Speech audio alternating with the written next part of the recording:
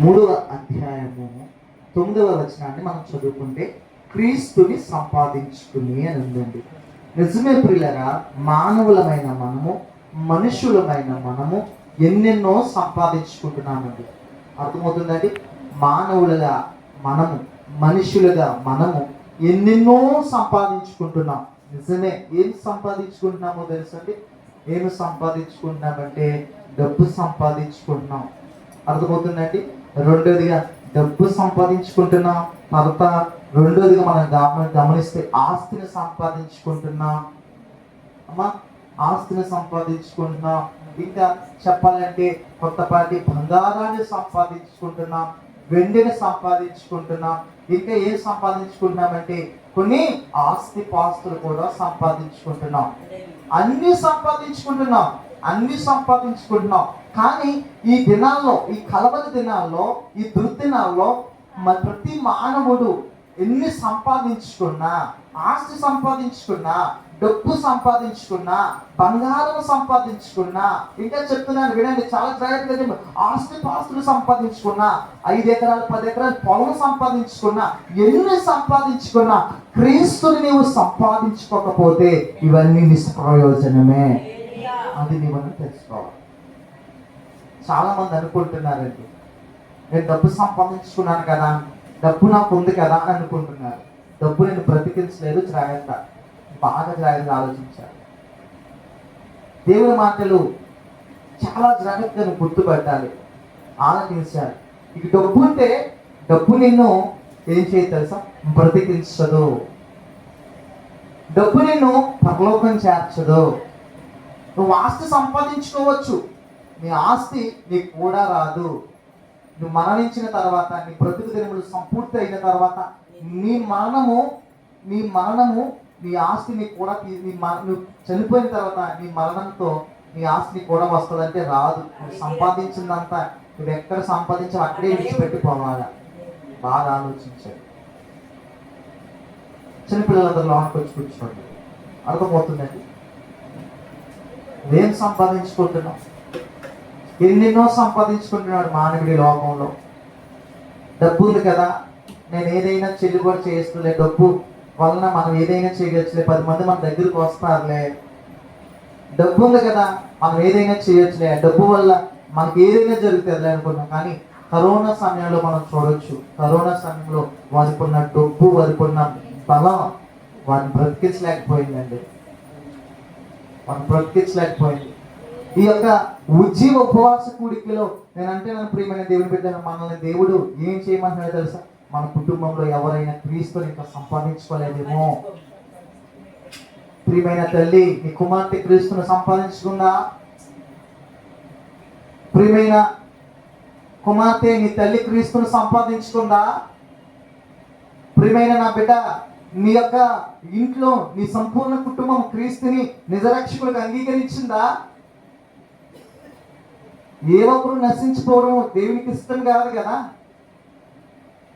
నీతిమంతుడైనటువంటి మనకు కనిపిస్తూ ఉన్నాడు. నోవాహు ఏం చేశాడో తెలుసా? తన కుటుంబాన్ని రక్షించుకున్నాడట. హల్లెలూయా. నోవాహు ఏం చేశాడండి? తన కుటుంబాన్ని రక్షించుకున్నాడు. ఓడ కట్టి. మరి నీ కుటుంబం అనే వాడలో నీవు ఉన్నావు. నీ కుటుంబం కూడా వాడలో ఉండాలి. ఆ వాడలో నిత్యరాజ్యం చేరాలని నువ్వు ఆశపడుతున్నావా? వాడ అనగా సంఘం. ఈ సంఘం అనే వాడలో నీవు ఉన్నా. మరి నీ కుటుంబం, నీ భర్త ఉన్నాడా? నీ భార్య నీతో ఉందా? నీ కుమార్తె నీతో ఉందా? నీ యొక్క బిడ్డలు నీతో ఉన్నారా? మరి వారు నీతో లేకపోతే మరి నీ కుటుంబం ఎప్పుడు రక్షించుకోగలుగుతాం? నిజమండి, ఎన్నెన్నో సంపాదించుకుంటున్నారండి. బంగారం సంపాదించుకుంటున్నారు. బంగారం ఆఖరికి నేను చెప్తున్నానండి, మనం చనిపోయిన తర్వాత ఆ ఒంటి మీద బంగారం కూడా ఉంచునండి. ఇష్టపడి కొనుక్కోవచ్చు, కష్టపడి కొనుక్కోవచ్చు. చెమటూచి కష్టపడి ఎంతో ఇష్టంతో కొనుక్కోవచ్చు. ఆ బంగారపు చెవి రింగు కూడా, ఆఖరికి ముక్కు పుడక కూడా ఈ ఒంటి మీద ఉండదండి. అది కూడా నీతో తీసుకోవాలి. నువ్వు ఏదైనా నీకు కూడా వస్తుందంటే, ఏదైనా నువ్వు తీసుకువెళ్ళగలిగింది ఏదైనా ఉందంటే ప్రభువుని సంపాదించుకున్న తర్వాత ఆయన ఇచ్చిన రక్షణ ఉందే, ఆ రక్షణ మాత్రమే ప్రభువు మళ్ళీ తీసుకువెళ్ళాలి. దేవునికి మహిమ కలిగిన దాకా అది మనం సంపాదించుకోవాలండి. ఎవరైతే ఇంకా సంపాదించుకోలేని వారుగా ఉన్నారు వారు నేను చెప్తున్నాను ప్రియమైన దేవుళ్ళారా, అదే రీతిగా నోవహు కుటుంబం ఏ విధంగా అయితే తన కుటుంబం అంతా రక్షించబడి ఆ యొక్క వాడలో ప్రభువును తెలుసుకుని వారి ప్రాణాలు రక్షించుకుని వారి కుటుంబం అంతయు దేవుని రాజ్యానికి సిద్ధపడిందో, మన కుటుంబము కూడా ఈ సంఘం అనే వనలోనికి ప్రవేశించి మనం అందరం నిత్య రాజ్యానికి వారసులుగా మార్చబడదుముగాక. ఏం సంపాదించుకోవాలి? మొట్టమొదటిగా డబ్బు కాదు, ధనము కాదు, ఆస్తి కాదు, అంతస్తులు కాదు, పొరుగు కాదు. ఏమి సంపాదించుకోవాలంటే క్రీస్తుని సంపాదించుకోవాలి. క్రీస్తుని సంపాదించుకున్న జీవితాల్లో ఒక వ్యక్తిని మీ యొక్క ఉదయకాల సమయంలో మీకు పరిచయం చేస్తాను. క్రీస్తుని సంపాదించుకున్న ఒక వ్యక్తి ఉన్నాడు. ఆ వ్యక్తి జీవితంలో క్రీస్తును సంపాదించుకున్న తర్వాత తన జీవితం ఏ విధంగా ముందుకు సాగింది, అతను ఏ విధంగా పరిచర్యలో బెస్ట్ ఎగ్జాంపుల్గా ఉన్నాడు, ఆ యొక్క పరిచర్యలో ఆ వ్యక్తి ఏ విధంగా బ్రతికాడో ఆ వ్యక్తి గురించి మనం ఈరోజు చూద్దాం. హల్లెలూయా. తెలిసిన మాటలే కానీ మరొకసారి ప్రభు తెలియపరచాలని మనకు తెలిసిన వాక్యమే కదా అనుకుంటావు, కానీ తెలిసిందే అనుకుంటావు, కానీ నువ్వు మర్చిపోతావు. ఎందుకో తెలిసిన, నువ్వు సరిగ్గా దాన్ని గ్రహించవు, సరిగ్గా దాన్ని వినవు. అర్థమవుతుందండి? చాలా జాగ్రత్తగా వినాలి. మనం చాలాసార్లు అనుకుంటాం తెలిసిన కూరే కదా అనుకుంటాం, ఒకసారి ఉప్పు తొక్కు వేస్తాం, ఒకసారి కారం ఎక్కువ వేస్తాం. అర్థమైందండి? అనుకుంటాం కానీ మనం తెలిసిన కూరే కానీ మనం కొన్నిసార్లు పొరపాటు చేస్తాం. అలాగే విన్న వాక్యమే కదా అశ్రద్ధగా ఉంటారు కాదు. వాక్యము తన దేవుడే మీతో మాట్లాడుతున్నా నువ్వు అనుసరిస్తే ఆ వాక్యాన్ని నువ్వు హత్తుకుంటే నీ స్థితినే మార్చేస్తాడు దేవుడు. హల్లెలూయా, హల్లెలూయా. దేవునికి స్తోత్రం. ప్రియమైన దేవుని బిడ్డరా, దానికి ముందుగా మీకు ఒక మాట చెప్తాను. కీర్తనల గ్రంథము 1వ అధ్యాయం నుంచి ఒకసారి మనం చదువుకుందామండి. కీర్తనల పుస్తకము నుండి 1వ అధ్యాయము 1వ వచనం నుంచి మనం ఒకసారి చదువుకుందాం. దుష్టుడు ఆలోచన చెప్పిన నడువక, పాపుల మార్గమున నిలవక, అపహాస్యులు కూర్చుండి చోట కూర్చుండక, యెహోవా ధర్మశాస్త్రమును ఆనందించుచు దివారాత్రములు దాన్ని జ్ఞానించువాడు ధన్యుడు. అతడు అమ్మా ఏంటంటే చెప్తా, అతడు అందరూ చెప్పాలి. అతడు ఏం చేస్తున్నాడంట? నీటి కాలవ ఎవరన్నా నాటబడిన వాడే తన కాలమందు ఫలమిచ్చు చెట్టు అని ఉన్నాడట. హల్లెలూయా.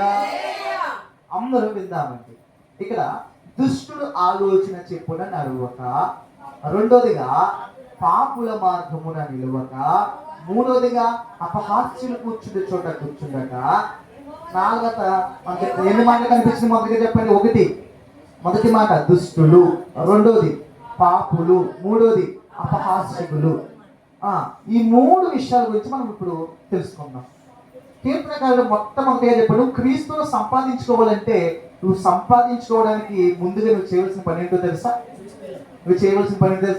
దుష్టుల దగ్గర దుష్టుడు ఆలోచన చెప్పి నువ్వు నడవకూడదు. అప్పుడు నువ్వు క్రీస్తు సంపాదించుకోగలుగుతావు. క్రీస్తును సంపాదించుకోవడం అంటే చాలా సులువు అండి. క్రీస్తును సంపాదించుకోవడం అంటే నీ ఆశ్రయం రాయకూడదు. దానికి నువ్వు క్రీస్తుని సంపాదించుకోవాలంటే నువ్వు చేయవలసిన పని ఏంటంటే తెలుసా? మొట్టమొదటిగా దుష్టుడి ఆలోచనలు నీలోంచి తీసివేయాలి. రెండోది ఏం చేయాలా? పాపుల మార్గమున నీవు నిలవకూడదు. అంటే పాపుల మార్గం అంటే పాపపు తలంపులు, పాపపు ఆలోచనలు, పాపపు పనులు చేసే మనస్తత్వం కలిగిన వారి దగ్గరికి నీవు వెళ్ళకూడదు, దూరంగా ఉంటాను. అప్పుడు నువ్వు క్రీస్తుని సంపాదించుకోగలుగుతావు. మూడోది ఏంటంటున్నారు తెలుసా? అపహాస్యులు కూర్చునే చోట. ఇదిగో పోటీ స్థలాలకి, సినిమా స్థలాలకి, అసభ్యమైన స్థలాలకి, అపవిత్రమైన స్థలాలకి నువ్వు వెళ్ళకూడదు. అప్పుడు కూడా నీ పరిశుద్ధాన్ని కాపాడగలిగితే అప్పుడు నువ్వు క్రీస్తు సంపాదించగలుగుతావు. ఇప్పుడు చెప్పండి, ఈ మూడు స్థలాల్లో ఎక్కడైనా మనం ఉంటే క్రీస్తుకి మనము దూరంగా ఉన్నట్టే. నువ్వు క్రీస్తుని సంపాదించుకోవాలంటే నువ్వు ఏ స్థలంలో ఉన్నావు ఒకసారి నీకు ఈరోజు అర్థం చేసుకో. నువ్వు అపహాస్యులు కూర్చునే చోట కూర్చున్నావా? నువ్వు క్రీస్తుని ఇంకా సంపాదించుకోలేనట్టే. పాపుల మార్గాన్ని నిలుస్తున్నావా, ఇంకా నువ్వు క్రీస్తుని సంపాదించుకోలేనట్టే. అపహాస్యులు కూర్చుంటూ చోటకు నువ్వు కూర్చుంటున్నావా, ఇదిగో వారి గురించి వీరి గురించి ఎగతాళిగా మాట్లాడుకోవడం, వారిని వీరిని దుర్భాషలు మాట్లాడడం, వారి గురించి వీరి గురించి చెప్పుకోవడం, అది కూడా అపహాస్యులు కూర్చుని చోట కూర్చున్నావా, వారిని గురించి వీరి గురించి హేళనగా మాట్లాడుతున్నావా, అక్కడ కూడా నువ్వు ఉన్నావంటే అది నువ్వు కూడా క్రీస్తుకి నువ్వు ఇంకా దగ్గర కాదంటే లెక్క. సో గట్టిగా నీకు అర్థమైతే స్తోత్రం చెప్తారు. మరి ఈ 3 స్థలాల్లో నువ్వు ఉన్నావా, నువ్వు క్రీస్తుకి సంపాదించుకున్నట్ట, లేకపోతే క్రీస్తుకు దూరంగా ఉన్నట్ట? చెప్పండి అమ్మా. క్రీస్తును సంపాదించుకున్నవాడు ఏం చేస్తాడు చెప్పండి? ఆనందించుడి, ఎల్లప్పుడూ ఆనందించుడి, ప్రభునమ్మ ఎప్పుడు ప్రభునందు ఎల్లప్పుడూ మళ్ళా చెప్తున్నాడు ఆనందించాలి. ఆయన నందే ఆనందిస్తాడు. దేవుని స్తోత్రం. ప్రభుని సంపాదించుకున్నవాడు నేను అపహాస్యులు కూర్చున్న చోట కూర్చుండడు. కూర్చుంటాడా? కూర్చోడు. పాపుల మార్గమున నిలవడు. ఏం చేస్తాడు? అపహాస్యులు స్థలానికి వెళ్ళడు. ఇప్పుడు ఏం చేస్తాడో తెలుసా? నిరంతరం వాక్యంలో తన ఆనందాన్ని వెతుక్కుంటాడు, ప్రార్థనలో తన ఆనందాన్ని వెతుక్కుంటాడు, దేవుని యొక్క పాటల్లో తన ఆనందాన్ని వెతుక్కుంటాడు. ఇంకా చెప్పాలంటే అతని సాక్ష్యంలో అతని ఆనందాన్ని వెతుక్కుంటాడు. గొప్పగా చెప్పండి, అది దేవుని యొక్క సంపాదించుకోవాలి. ఈరోజు నీవు నేను మనందరూ ఎవరు సంపాదించుకోవాలి? క్రీస్తును సంపాదించుకోవాలి. మొట్టమొదటిగా క్రీస్తును సంపాదించుకోవాలి. క్రీస్తును సంపాదించుకున్న కుటుంబము మనం చూసాం. మొట్టమొదటిగా ఎవరో చెప్పాలి, నోవాహు కుటుంబం క్రీస్తును సంపాదించుకుంది. ఈరోజు ఈ వాక్యం వింటున్న నా ప్రియమైన దేవుని బిడ్డలారా, సహోదరి సహోదరులారా, మనందరము కూడా మన ఇంట్లో ఇంకెవరైతే దేవుడిని మరి క్రీస్తును సంపాదించుకోలేని వారు ఉన్నారు, నిజరక్షకుని సంపాదించుకోలేని వారు, ఆయన ప్రేమను తెలుసుకోలేని వారు ఉన్నారు, ఆయన రక్షణలోనికి రాని వారు ఉన్నారు, ఎంకెవరైతే మారుమనసు లేని వారు ఉన్నారు, వారందరూ క్రీస్తులోనికి రావాలంటే దానికి మొట్టమొదటిగా నేను అంటాను ప్రేమ, నీవు క్రీస్తులో ఎలా ఉన్నావో నీవు పరిశీలన చేసుకోవాలి. నువ్వు మొదటిగా క్రీస్తును సంపాదించుకున్న దానిగా ఉన్నావా? ఈ 3 స్థలాల్లో ఎక్కడైనా నువ్వు ఉన్నావా? ఆ 3 స్థలాల్లో నువ్వు ఉంటే నువ్వు మొదటిగా క్రీస్తుని అంగీకరించకపోతే నీ కుటుంబం అన్నిటికీ క్రీస్తుకి దగ్గర చేయలేవు. నీకు అర్థమైందండి?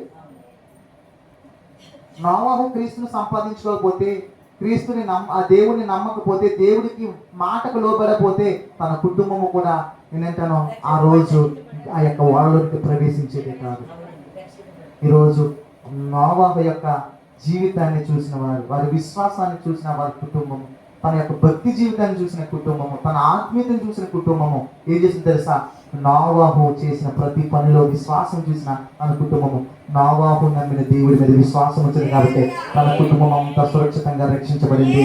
ఆ భయంకరమైన పెను ప్రమాదము నుంచి తప్పించబడింది. కొట్టుగట్టిగా చెప్పండి.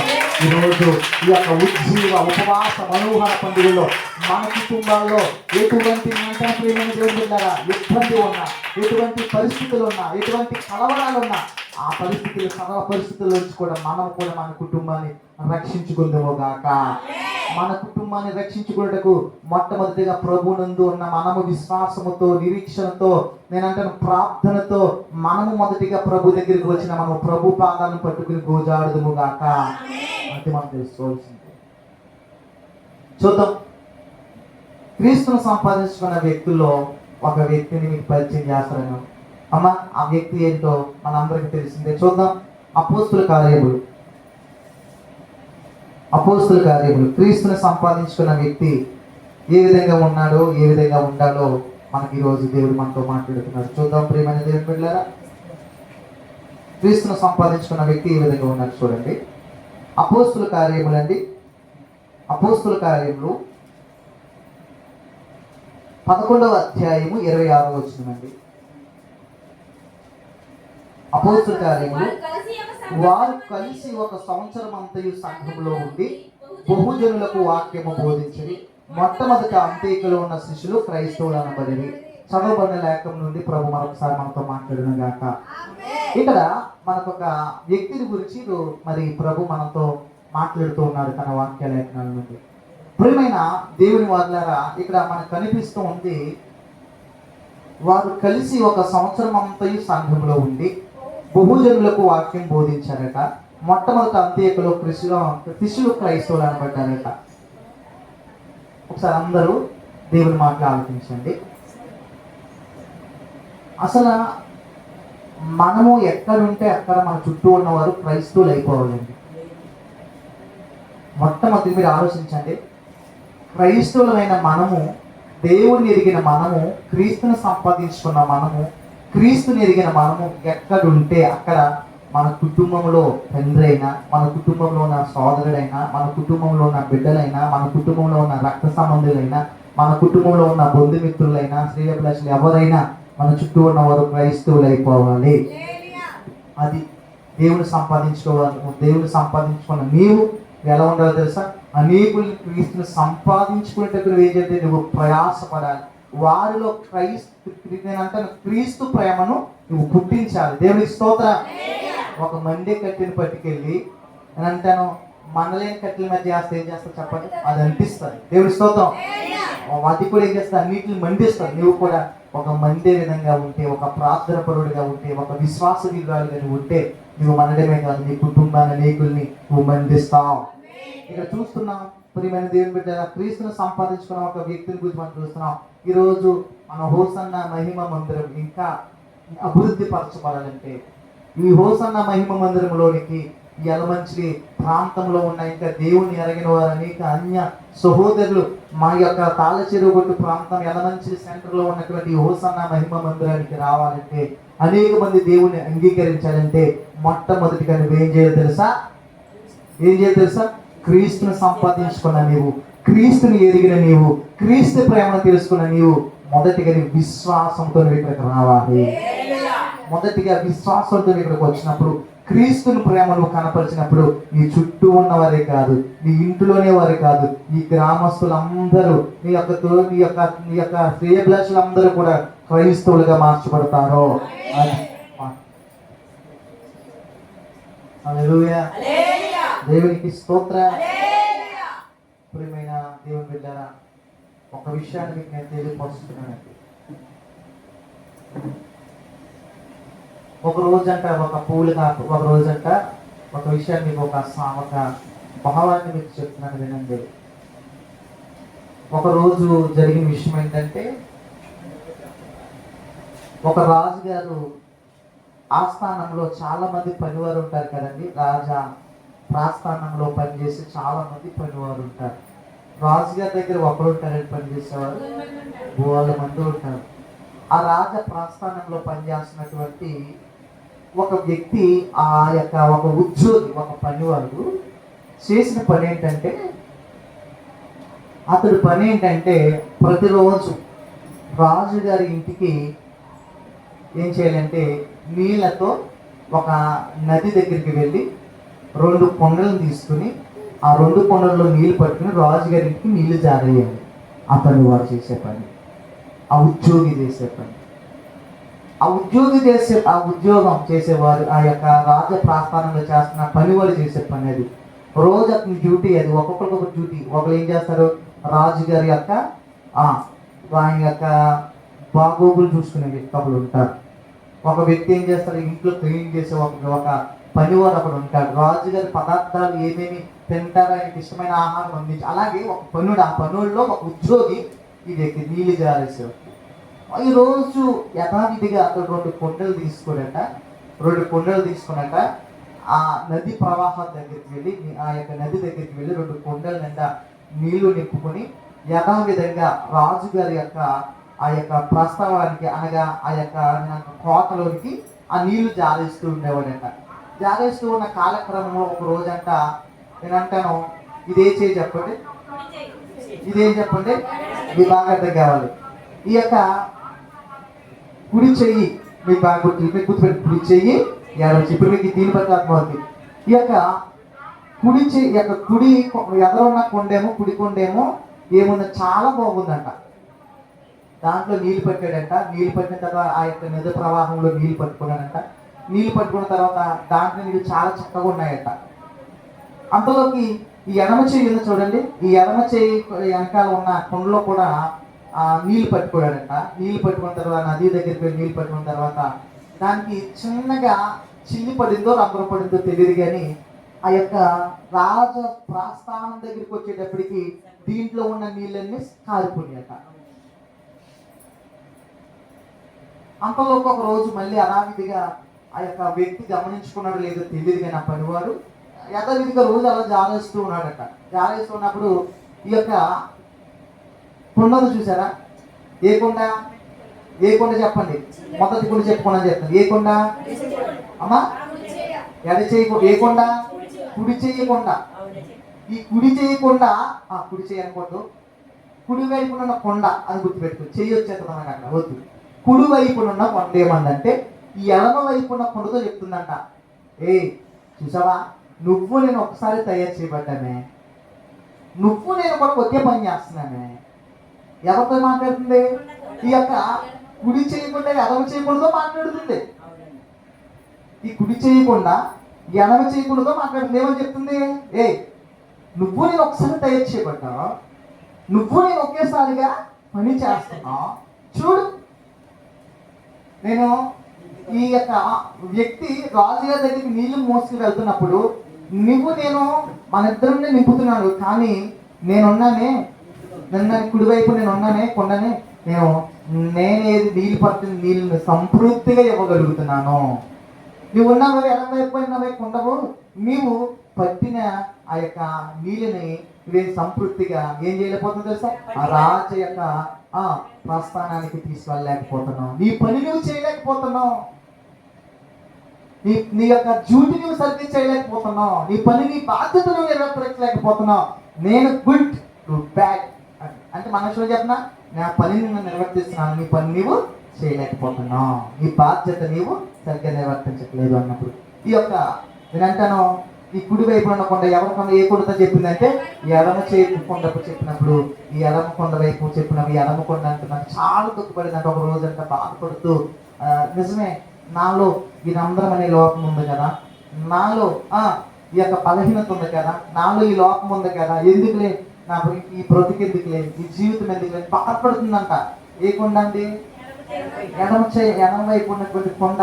ఆ కుడివైపు కొండ చెప్పిన మాటలు విని బాధపడుతుందట, దిగులు చెందుతుందంట. అంతలోకంట ఆ యజమానుడు అడిగారు, ఏంటి బాధపడుతున్నా? కొండలు మాట్లాడతాయని మీరు అడగొద్దు, మీకు అర్థమయ్యేదిలో చెప్తున్నాను. ఏం బాధపడుతున్నావు? వాట్ హ్యాపెన్ అని అడిగితే చెప్తుందట కొండ. ఏ కొండ చెప్తుంది? ఎడమ వైపు ఉన్న కొండ చెప్తుందంట, అయ్యా మీరు తీసుకువెళ్తున్నారు కానీ మీరు చేస్తున్న పనికి నేను సరిగ్గా న్యాయాన్ని చేకూర్చలేకపోతున్నాను, సరిగ్గా నీళ్ళు ఇవ్వలేకపోతున్నాను, మీరు చేస్తున్న పనులు మీకు నేను ఉపయోగపడట్లేదు అన్నయ్య, ఇక తీసివేయండి అయ్యా అన్నదంట. ఈ యొక్క కుడివైపున అనకుండా ఈ కుడివైపున అనకుండా చెప్పిన వెంటనే ఏం చేసిందండి చెప్పండి? ఈ కుడివైపున ఉన్న కొండ ఎవరికి చెప్పింది? యజమానుడితో చెప్పింది. ఇప్పుడు యజమానుడు ఏం చేయాలి? కొండని చెప్పండి అమ్మా. అమ్మ నా మాట్లాడుతూ గట్టిగా స్తోత్రం చెప్పండి. అర్థమవుతుందండి? ఇప్పుడు ఈ కుడివైపు కొండ ఎవరితో చెప్పింది? యజమానుడితో చెప్పింది. ఇప్పుడు యజమానుడు ఏం చేయాలి? పిచ్చకుండా నీవులో ఈ లోపం ఉందని, నీలో ఈ రంధ్రం ఉందని, నీలో ఈ యొక్క హోల్ ఉందని, లేకపోతే నీలో ఈ బలహీనత ఉందని నువ్వు అనుకుంటున్నావు. కాదు. ఈ యొక్క నది ప్రవాహం నుంచి మీ ఇద్దరిని నేను నీళ్ళు నింపుకుని తీసుకుని వెళ్తున్నాను, రాజప్రస్థానానికి తీసుకువెళ్తున్నాను. ఈ రాజప్రస్థానానికి వెళ్ళే మధ్యలో నువ్వు చేసిన పని ఏంటో తెలుసా? ఎవరితో చెప్తున్నాడు ఈ మాట? ఏ కొండతో చెప్తున్నాడు? ఎడమ చేయకూడదో చెప్తున్నాడు. నువ్వు చేసిన పని ఏంటో తెలుసా? నీలో రంధ్రం ఉందనుకుంటున్నావే, నీలో బలహీనత ఉందనుకుంటున్నావే, నీలో లోపం ఉందనుకుంటున్నావే, నువ్వు ఎందుకు పనికిరాని అనుకుంటున్నావు, ఎందుకు బ్రతుకు అనుకుంటున్నావే. కానీ నువ్వు చేసిన పని ఏంటో తెలుసా? ఈ యొక్క నది ప్రవాహం నుంచి రాజుగారి ప్రస్థానం వరకు కొన్ని మొక్కలు ఉన్నాయి, పువ్వుల మొక్కలు. ఆ మొక్కలకి పూస్తున్నాయి ఆ పువ్వులు పూయడానికి కారణం, ఆ కారకురాలు ఎవరో తెలుసా? నువ్వే. కొట్టబెట్టి చెప్పండి. దేవుడికి స్తోత్రం. ఆ యొక్క కాస్తున్న పూలని ఎవరు వాడుకుంటున్నారు తెలుసా? మహారాణి గారు వాడుకుంటున్నారు. నీ పని నీవు బాధ్యతతో జాగ్రత్తగా చేస్తున్నావు కాబట్టి నేను ఉంచాను అని. అది ఒక విషయం చెప్తాను చూడండి. ప్రియమైన దేవుని బిడ్డలారా, దీంట్లో సామెత ఏంటో తెలుసా? దీంట్లో సామెత ఏంటో తెలుసా? మీకు అర్థం కావాలి. ఆ కొండ నేను నిష్ప్రయోజకురాలని, నా పనిని నెరవేర్పించట్లేదు, నాలో ఈ బలహీనత ఉంది, నాలో ఇది అందరం ఉంది, నేను ఏమీ ప్రయోజనకరంగా యజమానికి లేను అని అంది. కానీ ఒక విషయం చెప్తాను, దాని ప్రయోజనాన్ని, దాని యొక్క పనిచేసే విధానాన్ని యజమానుడు గుర్తించాడు. దేవునికి స్తోత్రం. మనందరి యజమాని మట్టి కొండల్లో ఎలా ఉపయోగపడతాయో మన పరమ కుమ్మరికి తెలుసు. కొట్టుగా చెప్పట్లో నేను ఎలా ఉపయోగించుకోవాలి ప్రభుకు తెలుసు. ఇదిగో నాలో ఈ లోపం ఉంది, నాలో ఈ తప్పు ఉంది, నాలో ఈ కల్మషం ఉంది, నాలో ఈ పాపం ఉంది. నువ్వు దేవుడికి దూరం అవుతున్నావు. దేవుని మందిరానికి రావడానికి ఇష్టపడట్లేదు, దేవుని పాలన పట్టుకోవడానికి ఇష్టపడట్లేదు, దేవుని సన్నిధిలో యథార్థంగా బ్రతకడానికి ఇష్టపడట్లేదు. నువ్వు నేను పాపిని కదా, నాలో లోపం ఉంది కదా, నేను తాగుతున్నాను కదా, నేను సిగరెట్ తాగుతున్నాను కదా, నేను బూతులు తిడుతున్నాను కదా, నీ అపరాధం చేశాను కదా అని నువ్వు దేవుడికి దూరమై పాపం మీద పాపం చేస్తున్నావు, తప్పిదం మీద తప్పిదం చేస్తున్నావు, ఇంకో లోపం మీద ఇంకో లోపాన్ని నీలో పెట్టుకున్నావు తప్ప నువ్వు దేవుడికి దూరం అయిపోయావు. ఈరోజు ఆ మట్టి కొండల్లో ఇదిగో నాలో ఉన్న బలహీనత ఇది, నేను ఎందుకు పనికిరాని అనుకుంది, కానీ ఆ పనికి రాని దానిలోంచి ఏం చేశాడు తెలుసా? దేవుడు ఒక విలువైన చెప్పండి, ఏం చేశాడు చెప్పండి? ఆ యొక్క రాణి గారి ప్రస్థానంలోనికి వెళ్ళే పువ్వులు, ఆమె వాడుకునే పువ్వులను పోషించే దానికి కొన్ని చేశాడు. కొట్టు నిన్ను కూడా దేవుడు నేను చెప్పిన దేవుడు ఉన్నతమైన స్థలంలో ఉన్నతమైన రీతిగా ఈ కుటుంబంలో అత్యధికముగా నిన్ను ఆశీర్వదించి అనేక రీతిలో నేను వర్తింప చేయను గాక. ఆమేన్, హల్లెలూయా. అది అనుకుంటారు. ఈ పనికిరాని దాని అని అన్నారా? బాధపడు. నువ్వెందుకు పనికిరావరా అన్నారా? బాధపడుకో. నీ బ్రతికెందుకే అన్నారా? బాధపడుకో. చచ్చిపోవడం మేలు అన్నారా? బాధపడుకో. ఒకటి నీ గుర్తింపు ఏంటో నా ప్రభుకు తెలుసు. దేవుని స్తోత్రం. ఎవరు పనికొచ్చే పాత్రలు, ఎవరు పనికిరాని పాత్రలు తెలుసు. ఇంకో మాట చెప్పనా? పనికి రాని పాత్రలైన నీవు నేను దేవునికి ఇష్టం. కొడుకు చెప్పట్లో అది పనికి రాని పాత్రలని ఆయన ఎన్నుకునే దేవుడు, లక్ష్య పెట్టే దేవుడు. అన్ని గుర్తుపెట్టుకోవాలి. ఇక్కడ మనం గమనిస్తే మన చుట్టూ ఎక్కడికి అక్కడ మన క్రీస్తుని సంపాదించుకున్న వారు మన ద్వారా అనేకులు క్రైస్తవులుగా మార్చబడాలి. అది మన కుటుంబమా, మన బంధుత్వమా, మన శ్రేయభిలాషుల, మన రక్త సంబంధికులు ఎవరైనా సరే వారు మనం క్రీస్తుని సంపాదించుకున్న మనము క్రీస్తు ప్రేమను మనలో చూపించాలి. హల్లెలూయా, దేవునికి స్తోత్రం. మొట్టమొదటిగా ఈ విషయాన్ని మనం తెలుసుకున్నాం కనుక ఒక విషయాన్ని మీకు జ్ఞాపకం చేస్తాను. ఆ విషయం ఏంటంటే మనం చదువుకున్నాం ప్రియమైన దేవుని బిడ్డరా, ఇదే లేఖనాల నుండి మనం పరిచయం, అదే అపోస్తుల కార్యములు మనం తీసిన లేఖనాల నుండి అపోస్తుల కార్యములు అయితే మనం చూద్దాం. 11వ అధ్యాయం నుంచి మనము 11వ అధ్యాయంలో అక్కడ 19వ వచనంలో చిన్న పాసేజ్ ఉంటుంది. ఆ పాసేజ్ మనం మీకు తెలుసుకుందాం. ఒకసారి ప్రియమైన దేవుని చూద్దాం. అక్కడ స్టెఫన్ గారి గురించి మన అందరికీ తెలుసు. స్టెఫన్ గారిని ఏం చేస్తారంటే స్టెఫన్ గారిని రాళ్ళతో కొట్టి చంపేశారు. అమ్మా, అసలు రాళ్ళతో కొట్టి చంపేయడానికి కారణం ఏంటి? అతడు చంపబడడానికి కారణం ఏంటి? ఆయన క్రీస్తుని సంపాదించుకున్నాడు కాబట్టి, క్రీస్తుని ఎరిగాడు కాబట్టి. అతను రాళ్ళతో కొట్టి చంపేసిన తర్వాత అతనితో ఉన్నవారు, క్రీస్తుని సంపాదించుకున్నవారు, క్రీస్తుని వెంబడించిన వారు చెదిరిపోయారట. చెదిరిపోయి ఒక్కొక్క స్థలానికి, ఒక్కొక్క ప్రాంతానికి, ఒక్కొక్క గ్రామానికి చెదిరిపోయారట. వింటున్నారండి? బాగా వాక్యం వినాలి మీరు.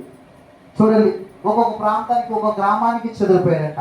అలా చెదిరిపోయిన వారిలో కొంతమంది వారి భక్తిని మర్చిపోకుండా, వారి విశ్వాసాన్ని మర్చిపోకుండా, వారి యొక్క నిరీక్షణను మర్చిపోకుండా, వారి ఆత్మీయ స్థితిని మర్చిపోకుండా కాస్త సమయం దొరికితే అక్కడ కూర్చుని అడుగుల మీదో లేకపోతే అక్కడక్కడ కూర్చుని వారి భక్తి జీవితాన్ని సాధకరం చేసుకుంటున్నారంట. వారి భక్తి జీవితాన్ని వృద్ధి చేసుకుంటున్నారంట. వారే ఎవరంటే ఎవరు తెలుసండి? అంత్యొక్కలో ఉన్నటువంటి క్రైస్తవులు. ఎవరండి? అంత్యొక్కలో ఉన్న క్రైస్తవులు. హల్లెలూయా. మీకు అర్థమైందండి మాట? ఈ అంత్యొక్క ఎవరుండే ప్రాంతం అంటే అన్య సహోదరులు ఉండే ప్రాంతం అండి. అన్య సహోదరులు ఉండే ప్రాంతం. ఈ అన్య సహోదరులు ఉన్న ప్రాంతానికి ఎవరు వెళ్ళారట? అమ్మ ఎవరు వెళ్ళారు? అమ్మా స్టెఫాన్ గారు, మీరు బాగా అర్థం చేసుకోవాలి, వాటిని బాగా వినాలి. అందుకే ఎవరు వెళ్ళారంటే, ఈ స్టెఫాన్ గారికి బాధ కలిగినప్పుడు, అతను చనిపోయినప్పుడు, ఇబ్బంది కలిగినప్పుడు ఆయన వెంబడించారు, క్రీస్తుని సంపాదించుకుని ఆయనతో పాటు వెంబడించారే. వీరందరూ కొంతమంది చెదిరిపోయి ఈ యొక్క యెరూషలేములో ఉన్న వారందరూ కొంతమంది ఎక్కడికి వెళ్ళిపోయారంటే అంత్యోకకు చేరిపోయారు. ఈ అంత్యోకకు వెళ్ళిపోయిన వారు మనం వచ్చింది ఏరో ప్రాంతం, ఇక్కడ మన దేవుణ్ణి ఆరాధించట్లేదని వారు ఏమైనా వారి ప్రార్థన జీవితాన్ని విడిచిపెట్టారా? బాగా చెప్పండి. విశ్వాస జీవితాన్ని విడిచిపెట్టారా? వారి ఆత్మీయతను విడిచిపెట్టారా? వారి యొక్క విశ్వాసాన్ని విడిచిపెట్టారా? అన్ని విషయాల్లో దేవుడికి మితముగానే ఉన్నారు. కాస్త సమయం దొరికితే, కాస్త సమయాన్ని వారికి అనుకూలం దొరికితే కాస్త అక్కడ కూర్చుని వారు ప్రార్థన చేసుకునేవారంట, దేవుని స్తుతించేవారంట, దేవుని ఆరాధించేవారంట. ఈ విషయము ఈ అంత్యయుగంలో ఉన్న అంత్యయుగంలో ఉన్నటువంటి వెళ్ళిపోయారు కదా, అంత్యయుగంలో ఉన్నారు కదా కొంతమంది క్రైస్తవు, భక్తి చేసుకుంటున్న వారిని గురించి, ఈ విశ్వాసాన్ని కనపరుస్తున్న వారిని గురించి, నేను అంటాను ఈ ప్రభుని ఆరాధిస్తున్న వారిని గురించి, ఈ భక్తి కలిగిన వారిని గురించి ఈ యెరూషలేములో ఉన్నటువంటి కొంతమంది అపోస్తులకు తెలిసిందట. ఎవరి గురించి? అవునా, నాకు అర్థమవుతున్నాయి. ఎవరి గురించి తెలిసింది? అంత్యయుగంలో ఉన్నటువంటి వారి గురించి, వారి సమాచారం అంతా ఎవరికి తెలిసిందంట? అపోస్తులైన యెరూషలేములో ఉన్నటువంటి అపోస్తుల వారికి తెలిసింది. ఈ అపోస్తులు ఏం చేశారంటే, ఈ అపోస్తులు అందరూ కలిసి ఏం చేశారంటే, ఇదిగో అంత్యయుగంలో ఉన్నారే, కాస్త వారికి కలిగినటువంటి ఆ శోధన ద్వారా, వారికి కలిగినటువంటి ఇబ్బంది ద్వారా, వారికి కలిగినటువంటి నష్టం ద్వారా అక్కడికి వెళ్ళిపోయే ఆ యొక్క అంత్యయుగంలో ఉండి భక్తి చేసుకుంటున్నారే, వారి విశ్వాసాన్ని కనపరుస్తున్నారే, వీరిని ఏ విధమ చేతనైనా మనం ఇంకా బలపరిచి వారి ఆత్మీయతలో వర్ధిల్లింప చేయాలి, వారిని ఇంకా దేవునికి దగ్గర చేయాలి, వారిని ఇంకా మనం బలపరచాలని ఈ యొక్క యెరూషలేములో ఉన్న అపోస్తులంట ఒక వ్యక్తిని పంపాలని ఆశపడ్డారంట. అర్థమై చూసారా? అది మొక్కేస్తే అది మొక్క పాలించడం అంటే అది. అయ్యగారు నాకు ఇప్పుడు సూటిగా చక్కగా అర్థమైందని ఒక స్తోత్రం చెప్పండి. నేను ఎంతో బలపరుస్తున్నాడని దేవుడు గట్టి స్తోత్రం చెప్పండి. ఒక వ్యక్తిని పంపిస్తున్నారు. ఇప్పుడు ఈరోజు అక్కడ బర్నబా ఉంటే ఈరోజు వాక్యం వింటున్న నీవే అవ్వాలి. ఈరోజు ఈ ఉపవాస దీక్ష దగ్గరకు వచ్చావే, ఆ బర్నబా నీవే అవుదువు గాక. ఆ బర్నబా వలె ఈ సంఘానికి దేవుడు నిన్నే చేయును గాక. ఎవరు వస్తున్నారు ఇక్కడికి? ఎవరు పంపించాలనుకున్నారు? బర్నబా. ఇప్పుడు బర్నబా క్రీస్తును సంపాదించుకున్నట్లుగా, అంత్యయుగంలో ఉన్నవారు క్రీస్తును సంపాదించినట్లుగా నా జీవితంలో కూడా క్రీస్తును సంపాదించుకునే అనుభవంలో మనం రావాలి. మన కుటుంబం కూడా రీతిగా బర్నబా వలె ఉండాలి. నీలో ఉన్న లక్షణాలు చూసి నీ కుటుంబంలో ఉన్న వారు కూడా లక్షణంలోకి వచ్చే అది. అట్లయినా నువ్వు దేవుని తెలుసుకుని క్రీస్తుని సంపాదించుకుని బతమాటలు తిరుగుతూ ఉంటే నీలో క్రీస్తు ప్రేమ ఏం కనపడతా చెప్పండి. కనపడుతుందా? యేసు క్రీస్తు ప్రభు వారు ఉమ్మేసాడు, ఆ మీద ఉమ్మేత పెడతాను గోగ పెట్టి పిడుగుతులు గుద్దరు కదా దేవుడని. ఇలా తను ఏం చేశాడు? నాణ్యత పాలు ఎగ్గొట్టాడు కదా దేవుడు. అన్ని విషయాలు ఏం చేశాడు తండ్రి? తగ్గించుకోమంటే అన్ని విషయాలు తగ్గించుకుంటే మనం కొన్ని విషయాలు మనం మాట్లాడాలి, మితంగా మాట్లాడాలి, కొన్ని మరీ విషయంగా కానీ ఆ విషయంగా మాట్లాడాలి. తగ్గించుకోవాలి. దేవుడు ప్రతి విషయంలో మాదిరి చూపాడు దేవుడు. ఈ విషయంలో మనం గమనించినట్లయితే క్రీస్తును సంపాదించుకున్నట్టు ఎవరిని పంపాలి? అక్కడ అంత్యయుగంలో ఉన్న వారిని బలపరచడానికి, అంత్యయుగంలో ఉన్న వారిని మనం అందరినీ ఇంకా ఆధ్యాత్మికంగా వారిని మంచిగా దేవుడికి దగ్గర చేయడానికి ఎవరిని పంపాలని ఆలోచన చేసినప్పుడు యెరూషలేములో ఉన్నటువంటి అపోస్తులు ఆలోచించిన విషయం ఏమిటంటే, ఒక సంఘములో ఉన్నటువంటి వ్యక్తి, ఒక పరిచర్యలో ఉన్నటువంటి వ్యక్తి, ఒక దేవుని సేవకుడి దగ్గర ఉన్నటువంటి వ్యక్తి, ఒక సంఘములో నాటబడిన వ్యక్తి ఏ విధంగా ఉండాలో ఆ బర్నబాను చూసినప్పుడు ఆ బర్నబాలో ఉన్న లక్షణాలను గమనించినటువంటి క్రీస్తును సంపాదించుకుని క్రీస్తును ఎదుగుతూ సేవకుడికి లోపలి సేవకుడి మాటకి విధేయత చూపుతూ సంఘానికి ప్రయోజనకరంగా సంఘ క్షేమానికి ప్రయోజనకరంగా బ్రతుకున్నటువంటి ఈ బర్నబాని పంపితే బాగుంటుందని ఆ అపోస్తులు యెరూషలేములో ఉన్న అపోస్తులు ఆలోచించారంట. అవన్నీ ఆలోచించారండి. యెరూషలేములో ఉన్నటువంటి బర్నబాని గురించి ఆలోచించి బర్నబాను పంపుదాం అనుకున్నారండి. ఇప్పుడు చూద్దాం, రెండు వాక్యం చదువుతాం, వాక్యాన్ని జ్ఞానిద్దాం. అది అపోస్తుల కార్యములు 11వ అధ్యాయము 22వ వచనం నుంచి మనం చదువుదాం. ప్రియులారా, వారిని గురించిన సమాచారము యెరూషలేములో ఉన్న సంఘపు వారు విని బర్నబాను అంతియొక వరకు పంపిరి. చదవబడిన వాక్యము మరొకసారి ప్రభు మన వీటిలో దీవించి మనతో మాట్లాడును గాక. మొదటి విషయాన్ని మనం చూస్తాం ప్రియమైన దేవుని బిడ్డలారా. ఇక్కడ వాళ్ళని గురించిన సమాచారం అంటే ఎవరు గురించిన సమాచారం అంటే అంత్యయుగంలో ఉన్నారే, చెదిరిపోయి ఉన్నారే, అక్కడక్కడ కూర్చుని అరుగుల మీద అక్కడక్కడ ఖాళీ స్థలాల్లో కూర్చుని భక్తి చేసుకుంటున్నారే, వాళ్ళని గురించిన సమాచారం ఎవరు తెలుసుకున్నారో తెలుసా? యెరూషలేములో ఉన్న అపోస్తులు తెలుసుకున్నారు. అపోస్తులు తెలుసుకుని ఈ యొక్క వాళ్ళని గురించిన సమాచారం విన్నటువంటి ఈ యొక్క అపోస్తులు ఈ యొక్క బర్నబాను పంపించాలని ఆశపడుతుంది. ఎక్కడికో తెలుసా? అంత్యొకకు. చెప్పండి, మీకు అర్థం అవ్వాలి. ఎక్కడికి? అంత్యొకకు పంపించాలని ఆశపడుతుంది. వారిని గురించిన సమాచారం విన్నారంట. వారిని గురించిన సమాచారం విని ఎవరిని పంపించాలనుకుంటున్నారంటే బర్నబాను పంపించారు. ఇప్పుడు ఈ బర్నబా ఎవరో తెలుసా? రోడ్లంట తిరిగేవాడు కాదు, పని లేనివాడు కాదు, పాట లేనివాడు కాదు, విలువ లేనివాడు కాదు, ప్రయోజనకరం లేనివాడు కాదు. ఎవరో తెలుసా? మంచి ప్రయోజన కలిగిన వాడు, మంచి ఆస్తిపరుడు. మన యొక్క సమస్తమంతటిని కూడబెట్టి ప్రభు యొక్క సేవకుడు పాదాల దగ్గర పెట్టి సేవకుడు ఎలా చెప్తే అలా వింటున్నవాడు. అపోస్తులు బోధన విన్నారు. అపోస్తులు యొక్క బోధన విన్నాడు. అమ్మ చెప్పండి, సంఘంలో చేర్చబడ్డాడు. తన యొక్క ఆత్మీయ జీవితాన్ని ఆత్మీయ జీవితాన్ని ఏం చేస్తున్నాడు? దేవుడి దగ్గర ఏం చేసి కనపరుస్తూ ఉన్నాడు. నిష్ప్రయోజనమైన వాడు కాదండి, ప్రయోజనకరంగా ఉన్నాడంట. ఎవరు? బర్నబా. బాబు నువ్వు అంత్యొకకు వెళ్ళాను ఆయన. కొంతమంది ఈ రోజు కాలేదండి, వెళ్ళలేదు. అయ్యి బాబా అయితే నేను రోజు కాలేదండి బాబా, ఈ రోజు ఈ పని ఉందండి. అయితే నాకు ఈరోజు పొలం పని ఉందండి, ఉపవాసుడికి పెట్టారా? అయ్యగారు నాకు ఈరోజు బిజీ షెడ్యూల్ అండి. అయ్యగారండి బాబు ఎందుకంటే బాబు మాకు ఈరోజు ఈ టార్చర్ ఎందుకండి అనేవాడు కాదు. ఏదో ఒక షాక్ చెప్పి ఏదో ఒకటి పని పొరమైన ఏదో ఒక మాట చెప్పేసి అడ్డంగా పెట్టేసి దేవుడికి దూరమైన వ్యక్తి కాదు. ఎటువంటి వ్యక్తి తెలుసండి? చెప్పిన మాట తోట తప్పకుండా పాటించే వ్యక్తి. బర్నబా చెప్పడంలో ప్రయోజనకరంగా సంఘానికి ఉన్న వ్యక్తి, ప్రయోజనకరంగా సేవకుడుకున్న వ్యక్తి, దేవుడి పనిని తన భుజాల మీద ఎత్తుకుని చేస్తున్న వ్యక్తి బర్నబా. చెప్పడంలో అది బర్నబా. హల్లెలూయా, దేవుడికి స్తోత్రం. క్రీస్తును సంపాదించుకున్న వ్యక్తి ఎలా ఉండాలో చూపిస్తున్నాడు ఇక్కడ. ఎన్ని విషయాలు చెప్తాను, మిగిలిన పొద్దున్న చెప్పుకుందాం. సమయానుకూలంగానే చెప్తాను. చెప్పేసుకుందామా? రేపు పొద్దున్న తర్వాత మళ్ళీ మీతో చెప్తాను. కంగారు మళ్ళీ మీరు మధ్యాహ్నం సాయంత్రం తొమ్మ కూడా ఎత్తపడుతున్నారు. కొత్తలో మీరు మంచి పెట్టిలో మీరు కొత్తలో దేవుడి స్తోత్రం. మీరు కొడతానన్నా దేవుడు కొట్టనోడు. మీరు ప్రార్థన చేస్తే దేవుడు వాతావరణమే మార్చేసాడు. మనం ఇంకా ప్రార్థన చేస్తే ఇంకా మళ్ళీ ఆత్మీయంగా బలపరుస్తాడండి. అటువంటి కార్యాలు చేసేది. ప్రియమైన నా తోటి దేవుని పిల్లలారా, సహోదరులారా, మనం ఇక్కడ జాగ్రత్తగా గమనిస్తే ఈ బర్నబా మొట్టమొదటిగా రాసిన పని ఏంటో తెలుసండి.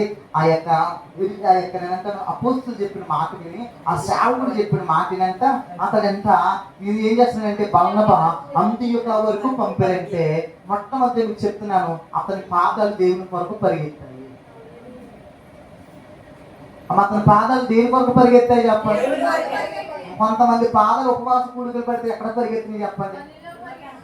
చెప్పండి అమ్మా. మన సంఘమైన కాదండి, నిజంగా భారం కలిగి సేవకుడు ఎంత కష్టపడి ఈ కూడికలు ఏర్పడింది. ఏ సంఘంలో కూడికలు ఏర్పడేసిన దైవజనులు కొంతమంది ఏం చేస్తారంటే, కొంతమంది పాదాలు అయితే దేవుడి మందిరానికి పరిగెడతాయి, కొంతమంది పాదాలు పాడితే పనులు పరిగెడతాయి. సంవత్సరం వెంబడి ఉపవాస కూడికలు ఉండవండి. మనకు సంవత్సరం వెంబడి ఏదో దినాన ఏదో సిద్ధంగా పనులు ఉంటూ ఉంటాయి. ఈ యొక్క విలువైన దినాల్లో మనం దేవుడి మందిరంలో గడిపితే అది మనకి ఎంత ప్రయోజనమో తెలుసండి, ఎంత దీవునో తెలుసండి, ఎంత ఆశీర్వాదమో తెలుసండి. తెలుసుకోలేకపోతున్నారండి చాలా మంది, కోల్పోతున్నారండి చాలా మంది. బర్నబా అటువంటి వాడు కాదండి. బర్నబా అటువంటి ఆలోచన వాడు కాదండి.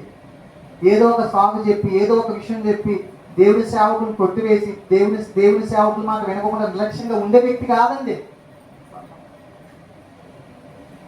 నేను చెప్పాను, అమ్మ రావాలంటే త్వరగా పనులు కూర్చొని త్వరగా వచ్చి ఇలా బాగుంటుంది కావాలి వాళ్ళ పద్మభావాలు నిలవాలండి సంఘం. అప్పుడే సంఘాలు ప్రయోజనకరంగా మార్చబడతాయండి సంఘం. అప్పుడే సంఘం క్షేమాభివృద్ధి పొందుతుందండి. అప్పుడే సంఘం యోదయ సమయ గలీలో విస్తరింపబడుతుందండి సంఘం. హల్లెలూయా. ప్రియమైన దేవుని బిడ్డలు, ముందుగా నేను చెప్తున్నాను, ఈ యొక్క 2, 3, 4 తారీఖుల్లో నేను రాజమండ్రికి వెళ్ళాలి. యెషయా పాస్టర్ గారి ద్వారా నేను అక్కడికి వెళ్ళాలి. అక్కడ నేను యాక్చువల్గా వారితో కలిసి వర్తమానం అందించాను. రాజమండ్రి ప్రాంతంలో ఏజెన్సీ ప్రాంతం ఉంది. ఆ ఏజెన్సీ ప్రాంతంలో ఉపవాస కూడికలు ఏర్పాటు చేశారు. మేము అక్కడికి వెళ్ళాలి. మా టీంతో కలిసి యెషయా పాస్టర్ గారితో కలిసి నేను ఒక ఉదయం సాయంత్రం వర్తమానం అందించడానికి వెళ్ళాలి. కానీ ఒక విషయం, అయ్యారు నేను రాలేకపోతున్నాను, ఎందుకంటే మా సంఘంలో ఉపవాస మనోహర పండుగలు ఉన్నాయి. దేవుని చిత్తం అయితే మీరు అక్కడ చూసి ఇక్కడికి వచ్చేయండి, శనివారం ఇప్పుడు వస్తారండి, మీరు కూడా వచ్చి కొన్ని విషయాలు చెప్పండి అని చెప్పి చాలా సంతోషించారు. ఎక్కడ జరిగినా ఏది చేసినా దేవుని పనే. అంటే నేను నా సొంత అక్కడ పర్లేదు కానీ తర్వాత చూద్దామని దేవుని పని నిర్లక్ష్యం చేయలేదు. నిర్లక్ష్యం చేయకూడదు. ఇక్కడ ఉన్నవారు ఎవరు నిర్లక్ష్యం చేయలేదు. కొంతమంది చెప్పారమ్మా, మనకు ఉపవాసం మనోహర పండుగలు పెడుతున్నాం కదా, ఉద్యోగం ఉపవాసం మనోహర పండుగలు పెడుతున్నాం కదా, మందిరంలో పని చేయాలి అని చెప్తే అందరూ బాధ్యతతో కొంతమంది చీపులోకి అన్ని తుడిచి పూజలు పెట్టి మందిరం పట్ల బాధ్యత శ్రద్ధ కలిగి దేవుని పని చేసిన మంచి శ్రద్ధతో చేశారు. అదే శ్రద్ధ, అదే భక్తి నేను అంటాను, చెప్పకుండా ఎప్పుడు చేయాలి. అది నేను ప్రభు అప్పుడు ఆనందిస్తాడు, ప్రభు అప్పుడు ఆనందిస్తాడు సేవకుడు. హల్లెలూయా. దేవునికి స్తోత్రం. చాలా మంది సేవకుడి విలువ తెలియట్లేదండి. చాలా మందికి అర్థం కావట్లేదు. సమస్తాన్ని విడిచిపెట్టి దేవుని కోసం వచ్చిన వాడిని. మా ఇంట్లో ఆస్తిపాస్తులు ఏమీ లేదు. మాకున్న ఏకైక ఆస్తి ప్రభు తప్ప ఏమీ కాదు. దేవుని స్తోత్రం. హల్లెలూయా. ఇక్కడ మీరు ఆలోచిస్తే ప్రేమ దేవుడు బర్నబా తన సామర్థ్యాన్ని పక్కన పెట్టాడు, తన ఆస్తిని పక్కన పెట్టాడు, తనకున్న బలాన్ని పక్కన పెట్టి సేవకుడు ఏది చెప్తే చేస్తాడు. కూర్చోమంటే కూర్చుంటున్నాడండి, నించోమంటే నుంచుంటున్నాడండి, ఏది చెప్తుంది చేస్తున్నాడండి. ఎవరు? బర్నబా. ఎవరండి? బర్నబా. ఈ బర్నబా అంట అంతియుకలో ఉన్న వారి కొరకు వెళ్ళడం ప్రారంభించాడంట. అతని మొట్టమొదటిగా అతని పాదాలు దేవుని పని కొరకు పరిగెత్తాయి. ఈరోజు దేవుని కొరకు నీ కుటుంబం పరిగెడుతున్నా, నీ కుటుంబం పక్కన పెట్టు, మొదటిగా నీవు దేవుని కొరకు పరిగెత్తి ఆ యొక్క నేను అంటాను అటువంటి మనసు, అటువంటి తాపత్రయం నీకుందా? మొట్టమొదటిగా అటువంటి తాపత్రయం నీకుంటే, అటువంటి సంతోషం ఆనందం నీకుంటే ప్రభు మందిరానికి యెహోవా మందిరానికి పోవుదమని జనులు నాతో చెప్పుడు నేను ఆనందించాను అంటాడు భక్తుడైన రాజైన దావీదు. అయ్యా ఈరోజు 2వ తారీఖు, 3వ తారీఖు, 4వ తారీఖు, 5వ తారీఖు మన ప్రవీణ్ పాస్టర్ గారు మన మందిరంలోనయ్యా ఉపవాస కూడికలు, జీవ ఉపవాస మనోహర పండుగలు పెట్టారయ్యా.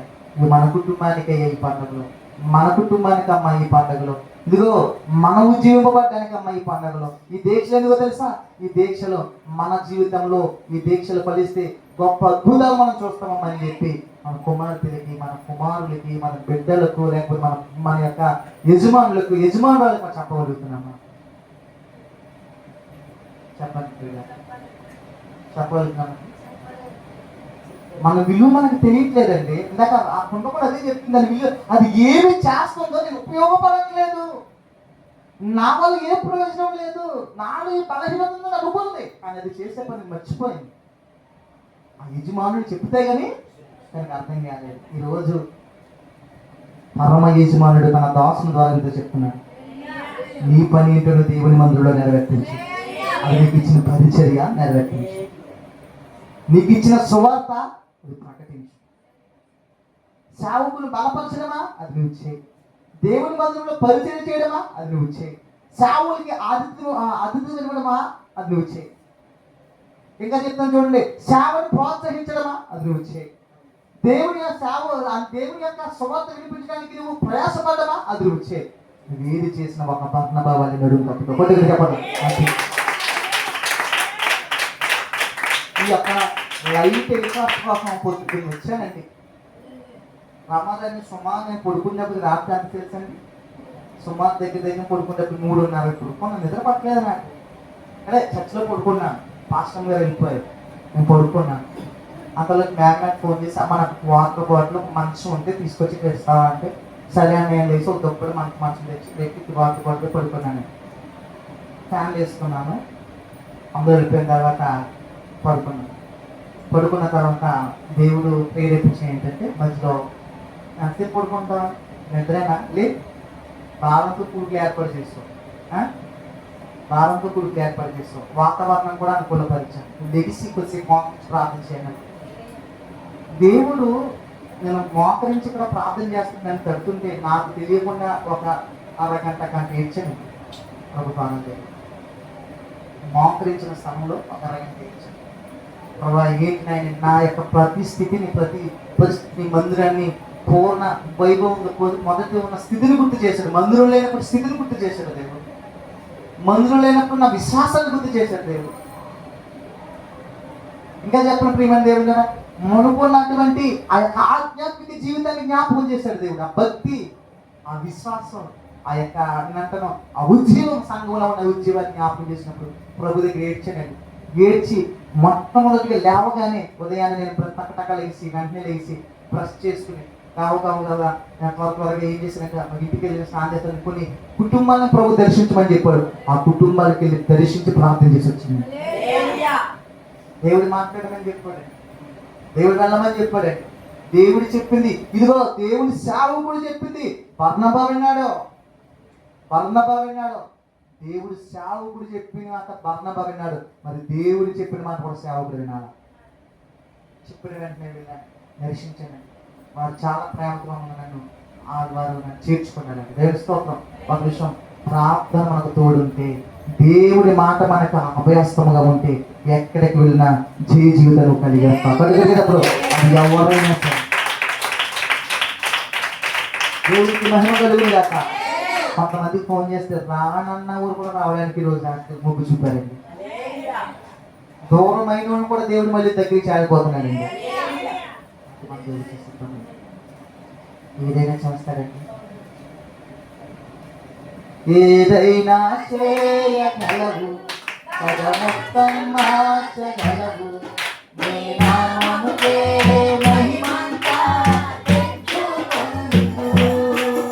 ఏదైనా చేయగలవు, పదమొత్తం మార్చగలవు, నీ నామముకే మహిమంతా తెచ్చుకొందువు.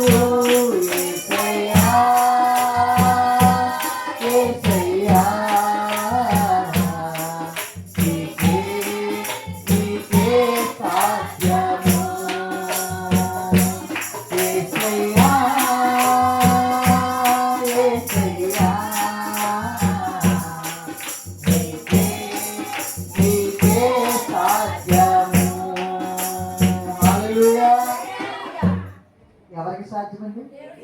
నీకా, నాకా, రాజకీయ నాయకుడికా? చెప్పండి, ఎవరికి? దేవునికి సమస్తము సాధ్యము. హల్లెలూయా. ఆయనకు అసాధ్యమైనది ఏది లేదు. సమస్తం సాధ్యం. సమస్తాన్ని సాధ్యపరచగలిగిన దేవుడు. నీ స్థితినే మార్చగలిగిన దేవుడు, నీ పరిస్థితినే మార్చగలిగిన దేవుడు. ఇంకా చెప్పనా, తరినే చోట కూడా నిలబెట్టగలిగిన దేవుడు, బలపరచగలిగిన దేవుడు. నేను ఇంకా చెప్పనా, లేడి పిల్లవలే గొంతులు వేసి ఆనందాన్ని కూడా ఇవ్వగలిగిన దేవుడు ఆయన. ఎక్కలేని శిఖరాలు కూడా ఎక్కించే దేవుడు ఆయన. హల్లెలూయా. దేవుని వాక్యమును ఆలకిస్తున్న ప్రియమైన దేవుడు, మొదటిగా దేవుని పని కొరకు పరిగెత్తాలని పాదాలు, దేవుని పని కొరకు పరిగెత్తాలి. ఇప్పటి వరకు తెలుసా, ఏదో ఈ యొక్క ఉజ్జీవ ఉపవాస మనోహర పండుగలైనంత వరకే కాదు. చెప్పనా, నీ యొక్క ఊపిరి పోక దేవుని రాకొచ్చే వరకు ఈ పని చేయాలి. మరొక చెప్పండి, నీ ఊపిరి పోక దేవుని రాక వచ్చే వరకు పని చేయాలి. నీ ఊపిరి పోకే నీకు ఇప్పుడో తెలియదు, దేవుని రాక ఎప్పుడో మనకి తెలియదు. అప్పటి వరకు నీ విశ్వాసాన్ని కనపరుస్తున్నావా? మాకు కనపరుస్తున్నారా? చెప్పండి, కనపరచగలుగుతున్నామా? కనపరచగలుగుతున్నామా? కనపరచాలి. మొట్టమొదటి విషయం అనేది దేవుణ్ణి సంపాదించుకున్న వ్యక్తి ఎలా ఉండాలో, దేవుని ఎరిగిన వ్యక్తి ఎలా ఉండాలో, సంఘంలో ఉన్న వ్యక్తి ఎలా ఉండాలో, ఒక అపోస్తుల దగ్గర పెరిగిన వ్యక్తి ఎలా ఉండాలో, ఒక సేవకుని దగ్గర పెరిగిన వ్యక్తి ఎలా ఉండాలో, అపోస్తుల బోధ యందు రొట్టె విరుచుట యందు, అపోస్తుల బోధ యందు ఎడతెగక ప్రార్థన యందు ఉన్న వ్యక్తి ఏ విధంగా ఉండాలో దేవుని యొక్క వాక్యం చెప్తున్నాడు.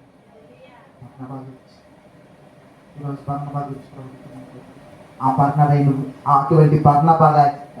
బర్నబా వలె ఈ హోసన్న మహిమ మందిరములు నీవే ఒక బర్నబాగా మార్చబడుదువు గాక. ఓ బర్నబా వలె నీవే ఒక భారాన్ని ఎత్తుకుందువు గాక. ఈ యొక్క సంఘ భారాన్ని భుజాలపై మోసే భారాన్ని ప్రభు నీలో పుట్టించును గాక, నిన్ను మండించును గాక. రెండు విషయాన్ని కూడా జ్ఞాపకం చేసుకుందాం. మొదటిగా అతని పాదాలు దేవుని పని కొరకు పరిగెడితే, రెండోదిగా అతను చేస్తున్న పని చూద్దాం. అతడు అంత్యొక వరకు పంపిరి, అతడు వచ్చి దేవుని కృపను చూచి. సరిపోతుంది. అతడు వచ్చాడు. ఎక్కడికి వచ్చాడో తెలుసా అండి? బర్నబా వచ్చాడు. ఎక్కడికి వచ్చాడో తెలుసా? అతడు యెరూషలేములో నుండి ప్రయాణమైనటువంటి ప్రయాణము అంత్యొకకు చేరింది. అంత్యొకకు వచ్చాడు. అంత్యొక వచ్చినటువంటి ఈ యొక్క బర్నబా దేవుని కృపను చూస్తున్నాడట. ఏం చూస్తున్నాడండి? దేవుని కృపను చూస్తున్నాడు. కృప. ఈ లోకంలో ఏదైనా మనం పొందుకోగలిగింది ఉందంటే అది దేవుని కృప. అందుకంటాడు, అక్కడ అంటాడు, ఒక మాట అంటాడు, నా కృప నీకు. ఆ మాట ఎవరు చెప్పారు చెప్పండి బైబిల్లో? దావీదుకి చెప్పారా? అపోస్తలుడైన పౌలుకి చెప్పారా? అమ్మ చెప్పండి. పౌలు గారితో చెప్పారు, నా కృప నీకు చాలు. అయ్యా 4 గుళ్ళు ఉందయ్యా. నీలో ఏ బలహీనత ఉండి వచ్చావో, నీలో ఏ అనారోగ్యం ఉండి వచ్చావో, నీలో ఏ సమస్య ఉండి వచ్చావో, ఏ గుండెలోతులో బాధ ఉండి వచ్చావో, నా ప్రభు ఇలా చెప్తున్నారు ఉదయం, ఆయన కృప నీకు ఉంటే చాలు. ఆయన కృప నీకు ఉంటే చాలు. నీకు సమస్త విషయాల్లో ఆయన గొప్ప అద్భుతం చేస్తాడు. అదే అన్నారు. మొట్టమొదటిగా అంత్యొకకు వచ్చినటువంటి బర్నబా దేవుని కృపను చూస్తాడట. దేవుని కృపను చూస్తాడట. ఈ యొక్క ఉజ్జీవ ఉపవాస మనోహర పండుగల్లో నా కుటుంబము కూడా అంతయు దేవుని కృపను చూసే కుటుంబాలుగా మన కుటుంబాలు ఉందిగాక. దేవుని కృపను చూస్తూ దేవుడి నుంచి వచ్చే దీవెన ఆశీర్వాదాలు, ఇహపరమైన ఆశీర్వాదాలు మనం పొందుకుందుగాక. కృపను చూడాలి. కృపాక్షేమము శాశ్వత జీవము నా జీవితకాలమంతై నీవు దయచేయువాడవు.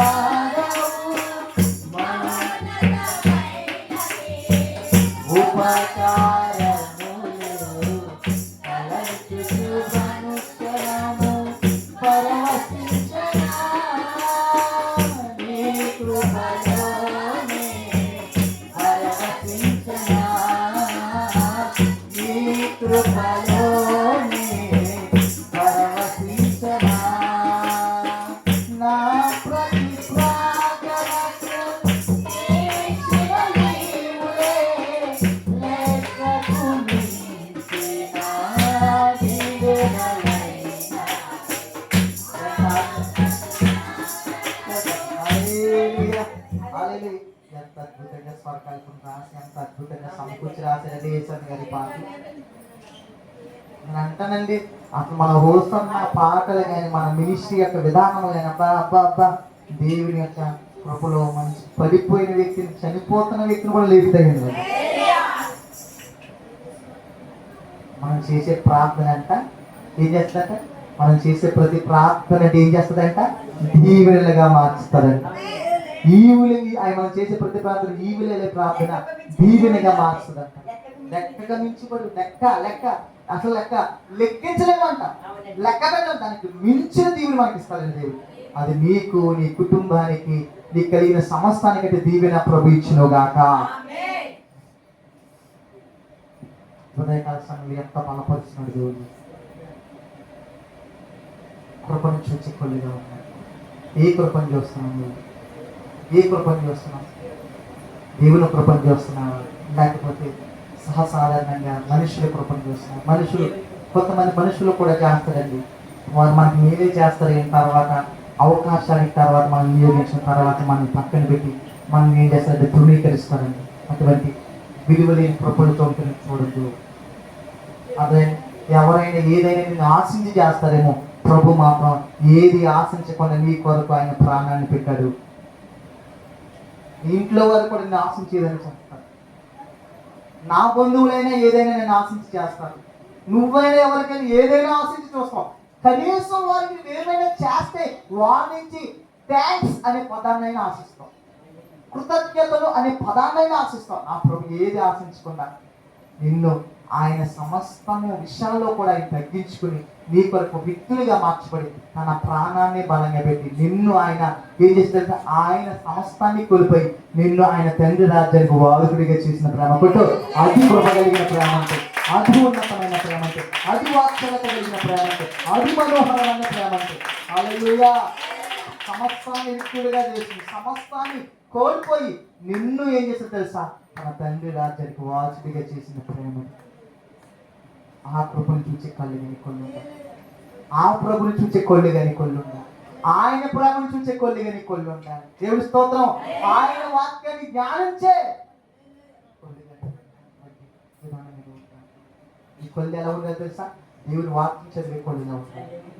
నీ కొళ్ళు ఎలా ఉండాలి తెలుసా?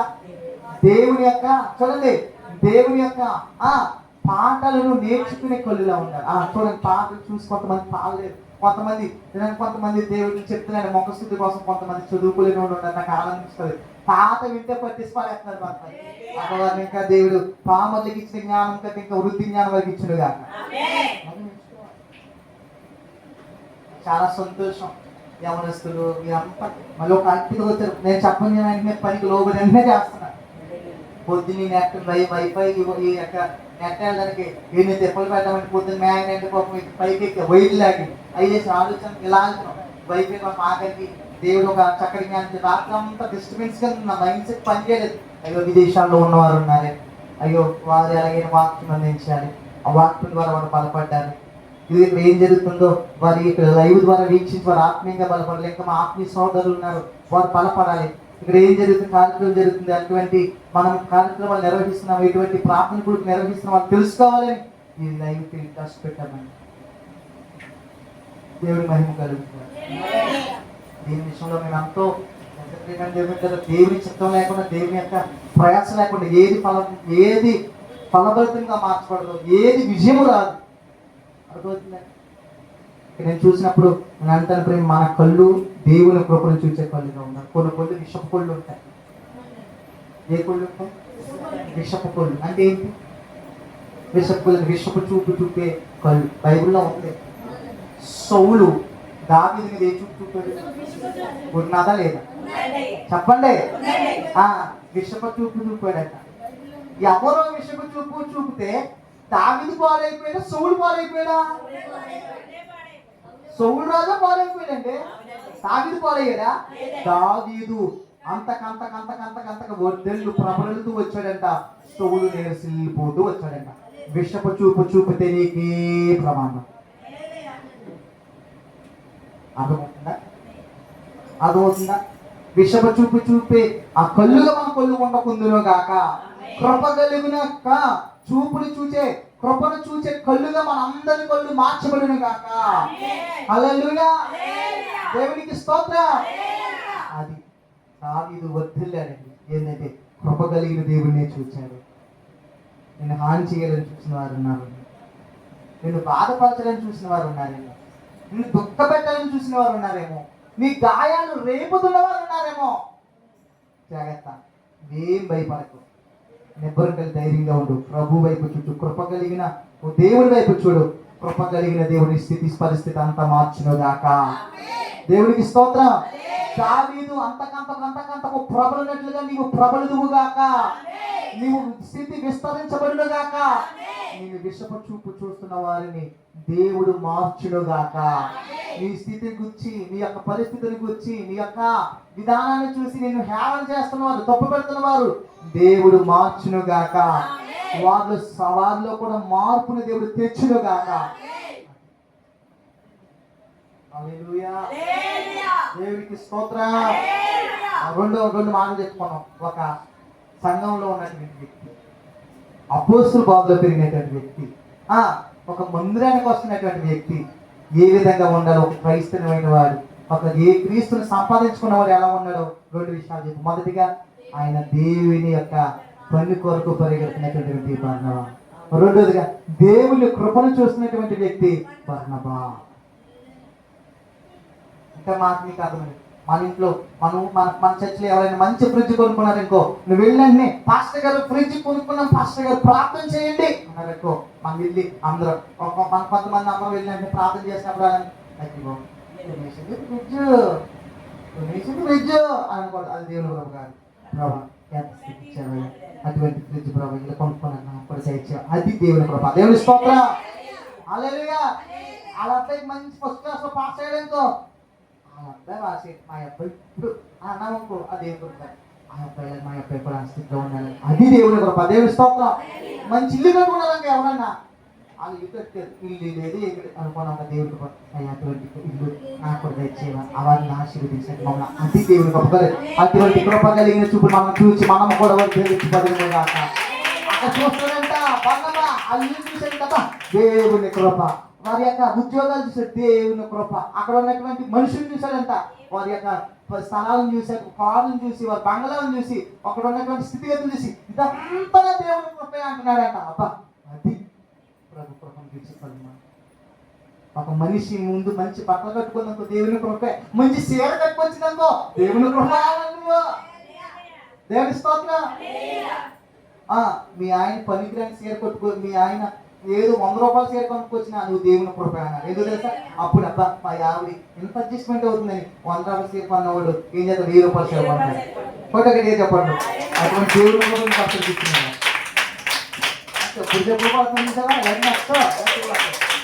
దేవుని జీవితం కదా. హల్లెలూయా, దేవునికి స్తోత్రం. ఫర్దర్గా సమయం అయితే ఉన్న ప్రియమైన ఇంకొక విషయాన్ని నేను చెప్పి దేవుని చిత్తంలో ముగించడానికి ఆశపడుతున్నాను. మూడోదిగా అతడు వచ్చి దేవుని కృపను చూసి సంతోషించి ప్రభువుని స్థిర హృదయముతో హత్తుకొని సరిపోద్దమ్మా. మూడోదిగా మనం చూస్తూ ఉంటే ప్రియమైన దేవుని పిల్లలారా, దేవుని వాళ్ళారా, బాగా ఆలోచించేద్దామండి. ఇక్కడ మూడోదిగా బర్నబా నుంచి మనం నేర్చుకోవాల్సిన విషయం ఏంటంటే ఏం చేస్తాడంటే అతడు సంతోషించాడట. అమ్మా ఏంటి ఆయన హృదయం ఏం చేస్తుందంట? సంతోషించిందంట. అది చూస్తే మనకి ఇక్కడ కనిపిస్తూ ఉంటది. ఒక సామెతల గ్రంథం 17వ అధ్యాయంలో 22వ వచనంలో ఉంటది ఆ మాట. సంతోషము కలిగిన మనసు ఆరోగ్య కారణం అంటాడు. చూడండి, సంతోషించిందంట మనసు. చూడండి మాట సామెతల గ్రంథం 17వ అధ్యాయం 22వ వచనం. సంతోషము కలిగిన మనసు సంతోషము కలిగిన మనసు ఆరోగ్య కారణము అంటున్నాడు. నీకు సంతోషం ఉంటే ఆరోగ్యం ఉంటది, నీలో సంతోషం ఉంటే నీకు ఆరోగ్యం ఉంటది. సంతోషం లేదనుకో ఆరోగ్యం ఉండదు. సంతోషం లేకుండా ఆరోగ్యం ఉంటే నీకు ఎందుకు? నీకు మంచి ఆరోగ్యం నీ జీవితంలో సంతోషం లేదు, ఉంటుంది ఆరోగ్యం? ఉండదు.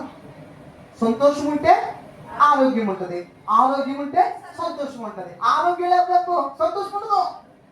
చిగిరి దూరం వచ్చుకొని చూడు, ఆ సంతోషం ఉంటుంది. మరి సంతోషంగా ఉన్నాడు, వేరే నొప్పులు వచ్చి ఇల్లు నొప్పులు వచ్చేది, ఆ సంతోషం అట్లా అంటాడంట.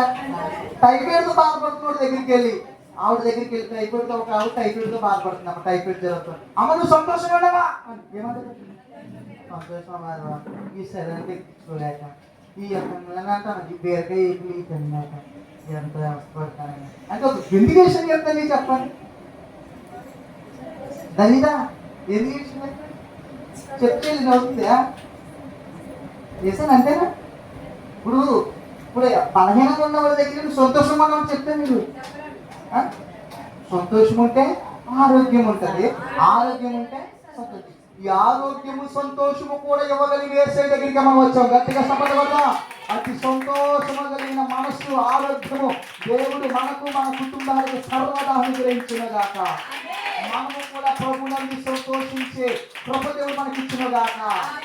సంతోషము కలిగిన మనస్సు ఆరోగ్యానికి కారణం. అటువంటి సంతోషము కలిగిన మనస్సు కలిగిన ఆరోగ్యం దేవుడు మనకి ఇచ్చినగాక, మన సంఘానికి ఇచ్చినగాక, మన కుటుంబానికి ఇచ్చినగాక.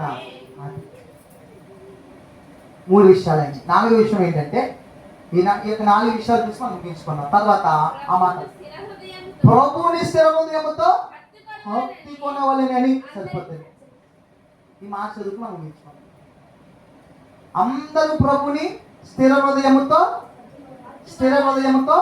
హత్తుకొనవలెనని. ఏ హృదయం అంట? బర్నబాదే స్థిర హృదయం హత్తుకొనవలెనని. బర్నబా ఒక అపోస్తలుల బోధలో ఉన్న వ్యక్తి, ఒక రొట్టె విరుచుట యందు ఉన్న వ్యక్తి, సంఘములో నాటబడిన వ్యక్తి, సహవాసంలో ఉన్నటువంటి వ్యక్తి, ఇంకో విషయం అనుదిన ప్రార్థన చేస్తున్నటువంటి వ్యక్తి ఏ విధంగా ఉన్నాడు చూడండి. ఎలా ఉన్నాడంట? స్థిర హృదయముతో ఉన్నాడట. ఏంటంటే ప్రియమైన దేవుడా, ఓ సన్న మహిమా మందిర సంఘ బిడ్డలారా, స్థిర హృదయముతో ఇక్కడ నువ్వు నాటబడుదువు కాక.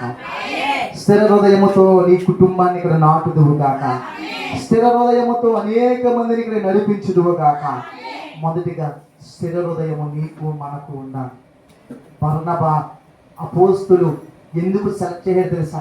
అపోస్తులు ఎందుకు అంత్యోకకు పంపారు తెలుసా? అతని హృదయాన్ని చూసారు. స్థిరమైన హృదయము, ప్రభు యందు స్థిరమైన హృదయం కలిగిన వాడు. ఇంకా చెప్పన సేవ యందు తాపత్రయమైన హృదయం కలిగిన వాడు. ఇంకా చెప్పన సంఘ క్షేమాభివృద్ధి వరకు పాటుపడే వ్యక్తి అయిన హృదయం అతని యొక్క హృదయము. అతని హృదయం అంతా దేవుడితో స్థిరముగా నిండి ఉన్నది. మన హృదయం దేంతో నిండి ఉంది? మన హృదయం దేంతో నిండి ఉంది? చెప్పండి, దేంతో నిండి? చెప్పండి. మనకు ఒక వాక్యం చెప్తున్నప్పుడు ఏంటంటే మచ్చలము ఏముంది, ఏమిందో చెప్పండి. మన భాషలో చెప్పుకుందాం. ఏముందాం? అసూయ, పాపం, ఉద్రేకం, ద్వేషం, ఇవన్నీ నిండి ఉందంట. మన బర్నబా లేదట. ఎలా ఉంటుంది చెప్ప? స్థిర హృదయం. స్థిరంగా ఉంటే శిఖరాలు ఎక్కిస్తాడంట మన యేసయ్య. దేవుని స్తోత్రం. ఏమి ఎక్కిస్తాడంట? ఎక్కలేనంత ఎత్తైన కొండపై ఎక్కించిన నా యేసయ్య. ఎక్కలేనంత ఎత్తైన కొండపై ఎక్కించిన నా యేసయ్య. హల్లెలూయా. ఎక్కలేనంత ఎత్తును కూడా ఎక్కిస్తారు. ఎప్పుడు తెలుసా? ఆయన మాటకు నువ్వు లోబడినప్పుడు, ఆయన సంఘములో నీవు ఏం చేయాలి? స్థిర హృదయముతో ఉన్నప్పుడు, ఆయన సంఘంలో నువ్వు స్థిర హృదయముతో పని చేసినప్పుడు. ఇంకా చెప్పనా? స్థిర హృదయముగా నువ్వు ఉంటే ఇంకేం చేస్తాడు?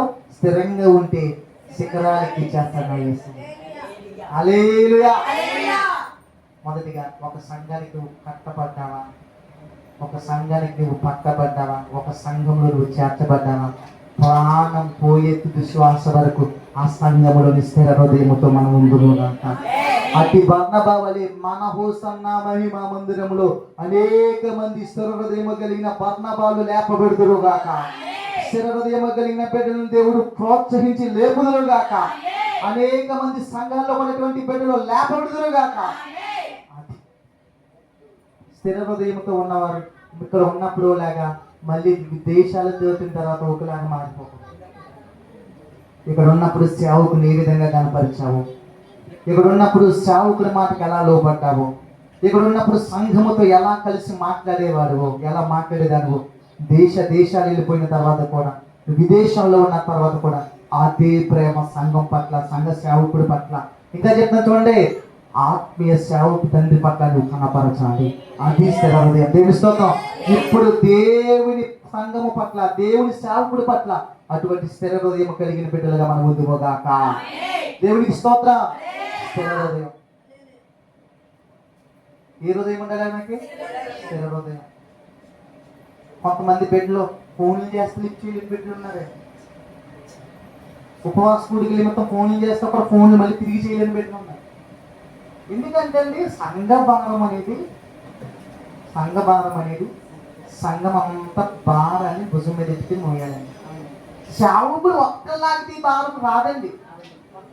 ఈ సంఘం ఈ సేవకుడితో కలిసి ఆ యొక్క బరువును అందరూ మోస్తేనే దాన్ని మనము సంపూర్తిగా మోయాలి. నేను సగంలో మోసి పడేస్తానండి, పూర్తిగా మోయలేనండి, నా బలం సరిపోదు.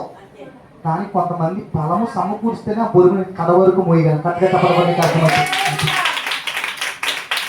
దేవుడికి స్తోత్రం, హల్లెలూయా. ప్రియమైన దేవుని బిడ్డలారా, ఒకప్పుడు మన సంఘంలో అందరూ నేను లేని స్థితిలో ఎవరో ఏదో ఇస్తే తినే స్థితిలో మనం బ్రతుకాం. ఏదో ఇస్తే మనం కట్టుకునే బ్రతుకు. నేను చెప్తున్నానండి, నేనే సిగ్గు చెప్తున్నాను. ఎవరో కొంతమంది బట్టలు ఇస్తే కట్టుకుని బ్రతుకున్నానండి. సిగ్గు విడిచి చెప్తున్నాను గట్టిగా, పుట్టిగా చెప్పి. ఎందుకో తెలుసా, ఇప్పుడు మన బ్రతుకులు మన జీవితాలు 10 మందికి పెట్టే చేతులుగా మార్చేసే దేవుడు, 10 మందిని పోషించే స్థితిగా మార్చేసే దేవుడు, అనేక మందికి ఆశ్రయించగా మనం ఉంచాడు కదా. అది మన దేవుడు స్థితిలో ఎంతనో అనేక మంది అన్ని సహోదరులు అన్నారు, మీ దేవుడు గొప్పగా మీ స్థితిని మార్చినట్లుగా మా గొప్ప మీరు ప్రార్థన చేయరా అంటున్నారండి. మార్చలేదా? దేవుడు మన దేవుడు మన స్థితిలో మార్చేసి ఈ రోజు అన్నాను, మన సంఘంలో ఉన్నవారు సగం మంది బయట విదేశాల్లో ఉన్నారు. హల్లెలూయా. మన సంఘంలో ఉన్నవారు కొంతమంది బిడ్డలు ఉద్యోగాలు చేయబోతున్నారు రానున్న దినాలు. మన సంఘంలో ఉన్న బిడ్డలు కొంతమంది నేనంటే ప్రియమైన దేవుడు ఉన్నతమైన మంచి చేతి వృత్తులు నేర్చుకోబోతున్నారు. మన సంఘంలో ఉన్న బిడ్డలు కొంతమంది నర్సులు అవ్వబోతున్నారు. మన సంఘంలో ఉన్న బిడ్డలు కొంతమంది పోలీస్ డిపార్ట్మెంట్లో ఉండబోతున్నారు. మన సంఘంలో ఉన్న బిడ్డలు కొంతమంది ఇంకా చెప్పనా రాజకీయాల్లో కూడా అడుగు పెట్టబోతున్నారు. అతి రీతిగా మన దేవుడి వర్తలింప చేయడం కాక ఎందుకు చేయడండి? నమ్ముంటే నీ వల్ల అయితే ఎవరికి సాధ్యం? చెప్పడంలో దేవుడికి మహిమ కలుగును గాక. దేవుడికి స్తోత్రం. ప్రియమైన దేవుడు, స్థిర హృదయం నీకుంటే దేవుడి యొక్క తప్పనిసరిగా స్థిర హృదయముతో నువ్వు నమ్మితే, స్థిర హృదయముతో నువ్వు వస్తే, స్థిర హృదయముతో నువ్వు ఆయన విశ్వాసం ఉంచితే తప్పనిసరిగా నీ మీరును పొందుకుంటావు. ఈ ఉపవాస మనోహర పండుగలో కూడా నువ్వు స్థిర హృదయంతో రావాలి. స్థిర హృదయంతో ప్రభుని పట్టుకోవాలి. స్థిర హృదయంతో ఆయన మాటను చేర్చుకోవాలి. స్థిర హృదయంతో నువ్వు ప్రార్థించాలి. స్థిర హృదయంతో ప్రభుని ఘనపరచాలి. అప్పుడు నీ స్థితి పరిస్థితి అన్ని మార్చేస్తాను దేవుడు. హల్లెలూయా. అతి స్థితి మీకు మరి మనకు, మన కుటుంబాలకు, మన యొక్క సంఘానికి లైవ్ వీక్షిస్తున్న సహోదరులకు, మన గ్రామానికి అతి కృప దేవుడు అనుగ్రహించునుగాక. ఆమేన్. ప్రార్థన చేస్తాం. చివరి ప్రార్థన మన మధ్యలో ఉన్నటువంటి సహోదరి ఈరోజు మంగగారు చేస్తాం. అలా సాయంత్రం రెడీగా ఉంటాను.